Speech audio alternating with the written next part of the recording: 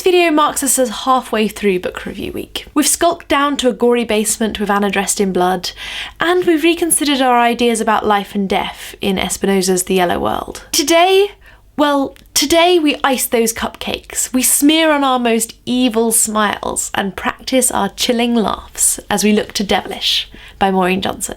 There are some books so good that when I want a customer to buy them, rather than gushing about the characters or paraphrasing the plot, I simply put the book in their hands. I open it to the first page and I say, read. This is one of those books, and this is what I'm going to do to you.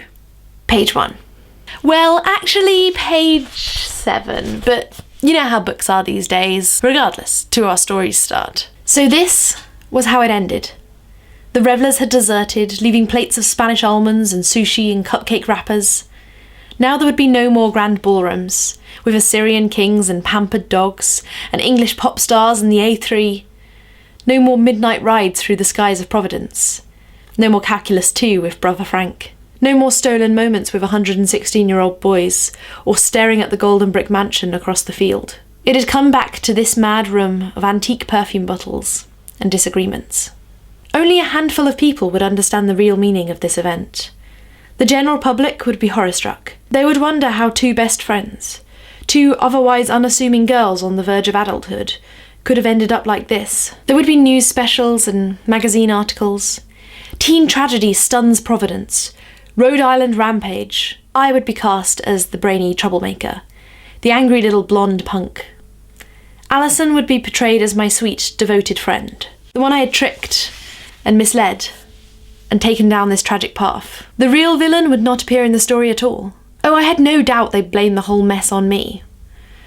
Probably just because I had spiky hair and a tendency to talk too much. That was the story of my life, and that life was over.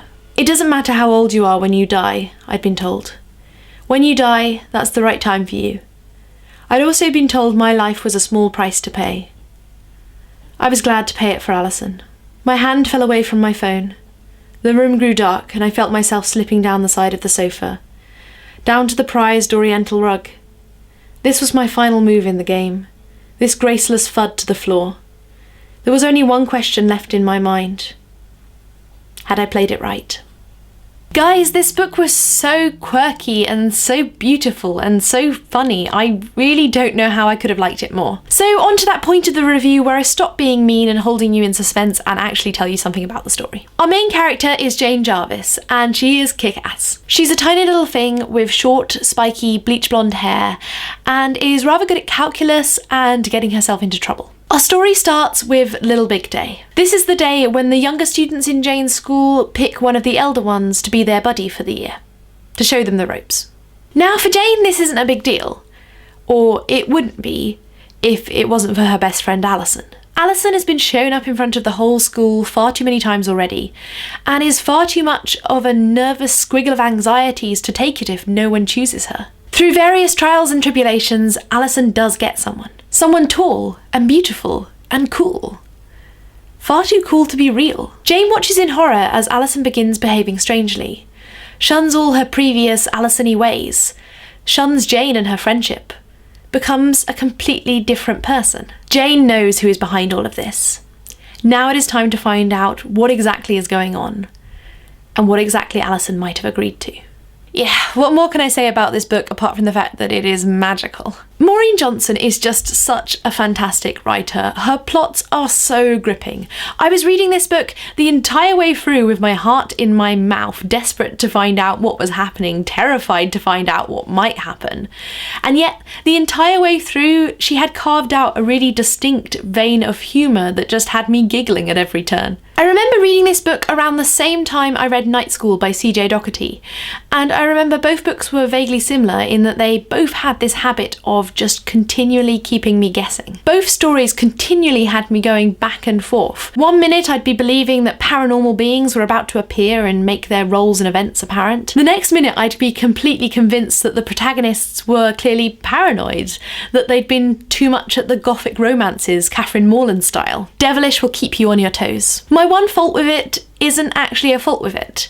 It's a fault with the printing. And that is, there's oh so many mistakes. Even in the prologue I read you, there was a mistake. There wouldn't be news specials, there'd be news specials. Now, in every book you read, you'll come across a typo or the wrong character mentioned at the wrong time. But the amount in this book was frankly ridiculous. So many he's that should have been hers. So many characters' names that suddenly decide to be spelled differently. So many sentences which were clearly just missing a verb or two. I remember finding over half a dozen in a single chapter. And what's even more ridiculous than that? Although this book is newly published in the UK, it's actually been around since 2006. This isn't some half-finished manuscript they've rushed to print. They really should have had time to get rid of all those typos that might have appeared in the first edition. I just don't understand how this story has so many mistakes, because other than the fact that they jar your reading and pull you out of the narrative, I would say this book is pretty much perfect. So yes, I kind of insist you all read it, but maybe wait for a later edition. So what do you think of The Sound of Devilish? More generally, are any of you out there avid Maureen Johnson fans? Like I am. Let me know in the comments. 2 more books to go and then competition time. I will see you tomorrow. Bye guys.